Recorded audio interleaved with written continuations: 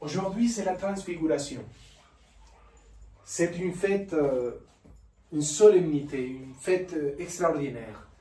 C'est l'expérience même du Christ qui révèle, qui montre son visage plein de la gloire de Dieu, la lumière du Christ. La lumière déjà, celle de la résurrection. Cette lumière qui vont vivre les hommes, les femmes de tous les temps, du passé, du présent et du futur.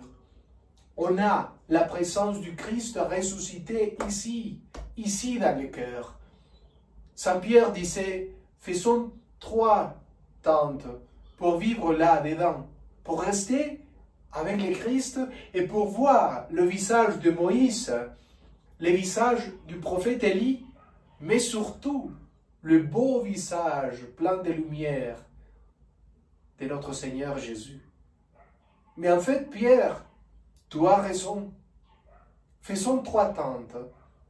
Faisons même, plutôt qu'une tente, faisons un château intérieur. Faisons un château dans le cœur, dans lequel il puisse vivre notre Seigneur ressuscité, un palais royal dans lequel notre Seigneur soit les rois de notre cœur, les rois de notre vie, qu'on puisse parler, rentrer dans les châteaux intérieurs pour parler face à face avec lui, que vous vous levez tous les jours, tous les matins avec lui, et lui dire, mon Dieu, mon Seigneur, mon ami, c'est lui qui m'accompagne dans les bons moments, mais aussi dans les moments plus difficiles. Viens, Seigneur, reste avec nous.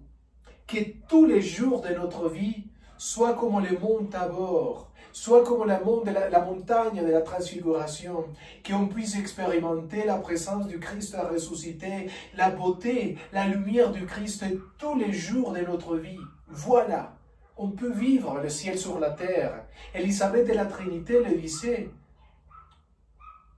Vivre l'expérience du Christ ici, et que toute votre profondeur soit vraiment un château intérieur.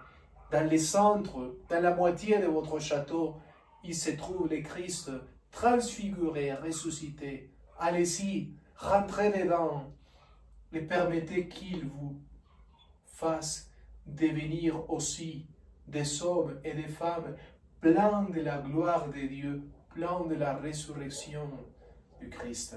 Que Dieu vous bénisse. Joyeuse fête de la transfiguration.